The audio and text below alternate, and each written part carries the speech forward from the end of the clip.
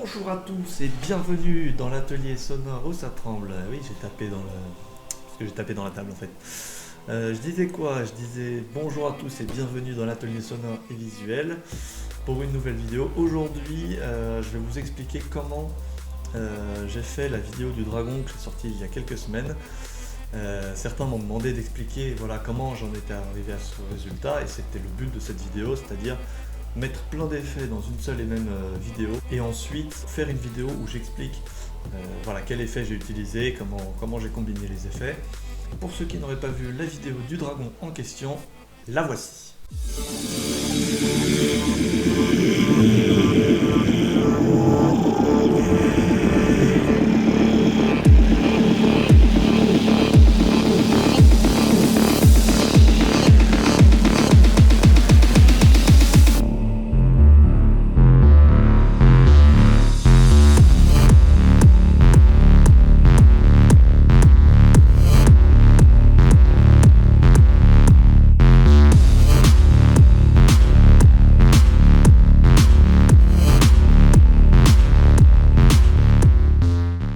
Par où est-ce que j'ai commencé? J'ai commencé par le dessin, bien évidemment.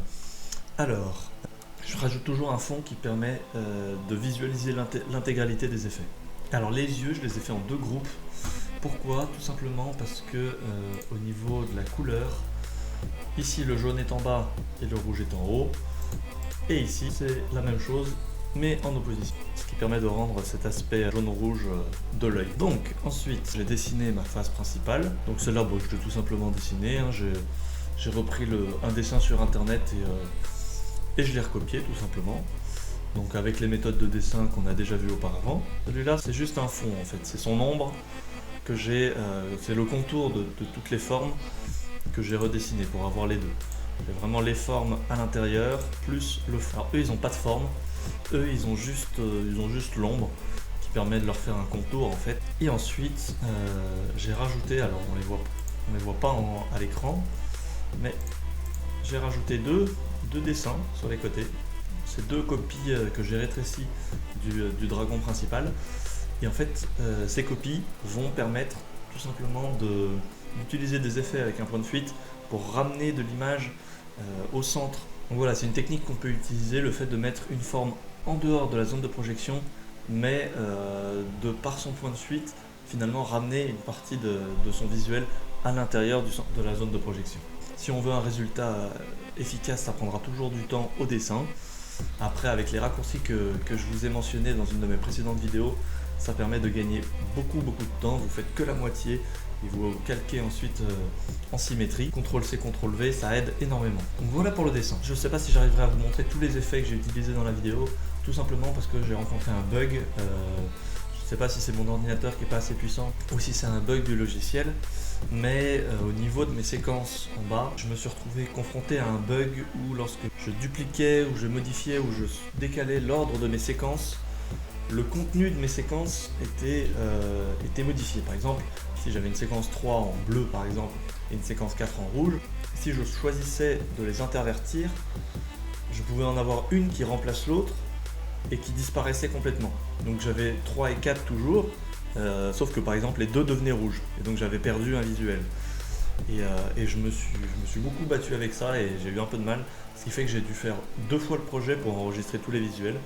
Ça a été assez technique, mais bon, on va trouver une solution, et c'est pour ça que je pourrais peut-être pas vous montrer tous les effets exactement. Alors, cet effet-là, comment est-ce que je l'ai fait? Alors, tout simplement, j'ai utilisé donc un fond de couleur. Donc là, nos copains extérieurs, on les voit pas. On doit avoir le fond qui clignote, voilà, en couleur. Et les deux petits zigotos là, qui ont juste, voilà, la fonction line en fait en rouge, avec une longueur de line très fine, là je l'ai mis à 2, ce qui a permis en fait d'avoir vraiment ce petit point qui se décale sur le contour de l'image. Voilà, si je le grandis, on voit bien que ça fait apparaître beaucoup plus le dessin, mais moi ce que je voulais c'était quelque chose qui insinuait ce qui allait arriver mais qui était encore assez faible en fait. Pour le suivant, qu'est-ce qu'on a? Alors là on n'a pas grand chose en plus, donc on a une duplication d'effets, donc là on a dit le vilain. Alors le vilain, j'ai gardé la fonction line qu'il y avait dans la fonction juste avant, sauf qu'à ça j'y ai rajouté une fonction border, mais dans sa deuxième option, ça veut dire que c'est une fonction qui clignote. La première, c'est la fonction maintenue, et la deuxième, c'est la version qui clignote, et elle clignote. Je l'ai fait clignoter très rapidement, c'est pour ça que j'ai mis la vitesse au maximum, ce qui permet d'obtenir un peu ce scintillement, et surtout on voit toujours la bordure qui évolue sur le. On voit bien la bordure de line qui suit le profil, et en même temps on voit la bordure générale qui apparaît. Alors pour qu'on puisse voir les deux, en fait, tout simplement, là vous voyez que l'épaisseur de ma fonction line est de 3, et ici l'épaisseur de ma fonction est de 1, ce qui permet en fait que la petite partie est plus épaisse, donc on la voit circuler sur la partie qui est totalement apparente. Voilà. Alors après j'ai rajouté dans le fond, j'ai rajouté un petit effet de structure, donc un classique, rien de particulier à ce niveau-là. Je l'ai fait tourner assez lentement parce que je trouvais que c'est ce qui rendait le mieux. Ensuite, alors là, pour cet effet là, j'ai utilisé la version qui n'a pas toutes les formes, la version qui a juste le contour. Et en fait, j'ai encore utilisé l'outil wireframe, et j'ai trouvé que en le mettant en rouge, ça faisait vachement un côté, ça rendait un peu une surface un peu vivante, comme si c'était un peu enflammé. Et c'est ça qui me plaisait beaucoup là-dedans. Et ça donne un peu, ça donne un peu de mouvement à la surface.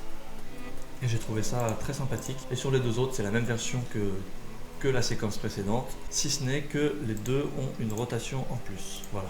Alors là, j'ai réutilisé la séquence où il n'y a que les yeux. Seulement, j'y ai rajouté un effet noise, pour qu'il y ait un peu ce scintillement un petit peu, et cet aspect un petit peu granuleux sur les yeux. Je lui ai rajouté une fonction post shaders. Alors cette espèce de scintillement là qu'on observe sur le dragon, c'est tout simplement la fonction color avec l'effet gradient, et après vous sélectionnez l'effet blink. Si je mets aucun effet, vous voyez, c'est complètement fixe. Et en fait, si je mets l'effet blink, ça va jongler entre deux couleurs. Vous voyez, à ce niveau-là, il y a deux directions. Une rouge en bas, jaune en haut, et une rouge à gauche et jaune à droite. Et en fait, le blink, il va alterner ces deux directions de couleurs très vite, parce que j'ai mis la vitesse au maximum. Et en fait, c'est en alternant ces couleurs qu'on va avoir cet effet de scintillement qui va donner un peu une certaine vibration à l'image. Donc c'est à peu près tout, si ce n'est que j'ai passé les yeux en bleu pour qu'ils sortent un peu plus. Quand l'intensité monte, notamment au niveau des drops, j'aime beaucoup mettre l'effet stroboscopique, tout simplement parce que je trouve qu'il dynamise vraiment l'image, et je trouve ça très agréable, tout simplement. Donc les yeux bleus n'ont pas bougé. J'ai réutilisé l'effet wireframe, et en fait je l'ai combiné avec un effet border pour que l'effet border laisse le côté complet du contour en fait, et l'effet wireframe lui va rajouter avec une alternance de couleurs, va rajouter du jaune et du rouge qui scintille et qui évolue un petit peu aléatoirement, et en fait ça va rappeler encore ce côté un peu ce côté flamme, comme si la bête était enflammée finalement, un petit peu terrifiant tout ça. Et évidemment les dragons ça n'existe pas. Voilà, désolé pour ceux qui ne le savaient pas, j'avais pas à vous apprendre ça, c'était pas mon devoir. J'ai rajouté quoi? J'ai rajouté un effet repeat. Alors la fonction n'est répétée qu'une seule fois. Cependant, sa profondeur, je l'ai mis en tempo pour qu'il y ait ce côté aller-retour là qui s'effectue. Si je l'enlève, hop, voilà, c'est fixe. Mais moi je trouvais que c'était plus sympa avec ce. Pourquoi ils partent derrière? Parce que j'ai mis le point de fuite en haut, voilà, comme on peut le voir ici. Hop, donc c'est comme ça que j'ai obtenu cet effet derrière. Hop, il n'y avait pas celui-là. Voilà, donc ça c'est tout pour cette séquence. Ensuite celle-ci, alors il y a déjà plusieurs effets. Il y a un effet cut slicer que je vais enlever pour qu'on puisse mieux distinguer tout ça.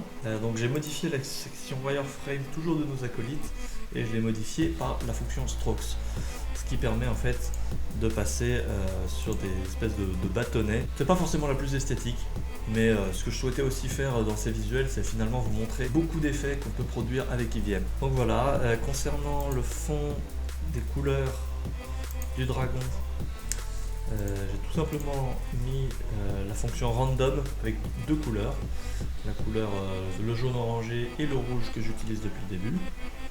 Et donc ils sont basés sur le tempo et ils changent régulièrement. N'hésitez pas à me dire dans les commentaires ce que vous préférez. Personnellement, moi c'est cette séquence là que je préfère. Donc il y a bien évidemment un effet stroboscopique, mais pas que. Vous voyez, en enlevant l'effet stroboscopique, il y a toujours ce clignotement, tout simplement parce que le fond change de couleur. Et voilà, je le fais passer du blanc au noir sur le tempo. Pour les contours, la fonction c'est la même que la précédente, si ce n'est que j'ai changé les couleurs. En revanche, pour le dragon, qu'est-ce que j'ai fait?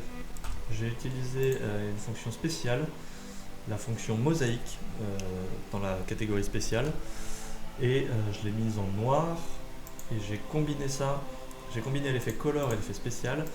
L'effet spécial est en noir, et l'effet color est en rouge et bleu. Donc si j'enlève l'effet spécial, ça donne ça, si je mets, ça donne ça. Donc voilà, rien de bien particulier. Toujours j'ai laissé wireframe pour ce côté mouvement sur l'extérieur. Donc à ce niveau là, sur le dragon principal, j'ai encore l'effet spécial en noir comme précédemment, sauf que cette fois j'ai changé les couleurs, j'ai rouge et jaune orangé, ce qui permet d'obtenir ce dégradé là. En revanche, pour nos acolytes, j'ai mis un effet structure, j'ai mis l'effet radial glow, donc cet effet là qui donne cette espèce d'image qui vient de loin et qui arrive jusqu'à l'écran. Et celui-là, je l'ai fait alterner rouge et bleu pour qu'il y ait un peu ce clignotement. Alors bon, j'ai eu un petit bug, ça a planté, c'est la folie. Qu'est-ce qui se passe? Bon bref, comme je vous ai dit tout à l'heure, j'ai été confronté à un bug qui m'a beaucoup énervé. Et là, je suis reconfronté à ce bug, donc je pourrais pas tout vous montrer. Néanmoins, je vous ai déjà montré quand même le plus gros, en tout cas comment j'avais dessiné ça et quelles sont les différentes fonctions que j'ai utilisées. De toute manière, j'aurais pas pu tout vous montrer parce que il y a une part un peu de recherche aléatoire, on essaye des effets, on les combine entre eux, on voit ce que ça donne. On aime, on n'aime pas. Certains aiment quand il y a beaucoup de choses, d'autres aiment quand il y a moins de choses. Moi, je suis plus fan des choses assez simples, assez sobres. Et là, je voulais vous montrer au travers de cette vidéo voilà, qu'il était possible de combiner beaucoup de choses et de faire beaucoup de dessins possibles.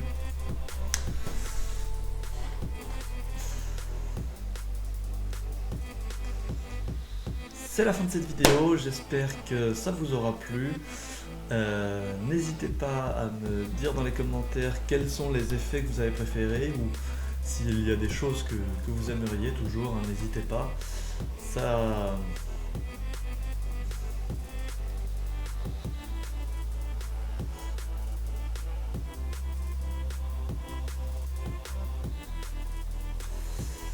C'est la fin de cette vidéo, voilà, j'espère qu'elle vous aura plu. N'hésitez pas à vous abonner à la chaîne, ça fait toujours très plaisir. Vous pouvez lâcher un petit pouce bleu, vous abonner à la page Facebook, me follow sur Instagram. Qu'est-ce qu'il y a d'autre? Je sais même plus. Si, rejoindre le groupe Facebook, ça c'est chouette aussi. N'hésitez pas à m'envoyer et à me faire partager ce que vous construisez, ce que vous dessinez. N'hésitez pas à partager vos projets, que ce soit dans le groupe Facebook ou ailleurs, en message privé. N'hésitez pas à me montrer aussi un peu ce que vous faites. Vous pouvez totalement m'apprendre des choses, hein. Je suis loin de tout savoir. Sur ce, moi je vous dis à bientôt dans une prochaine vidéo.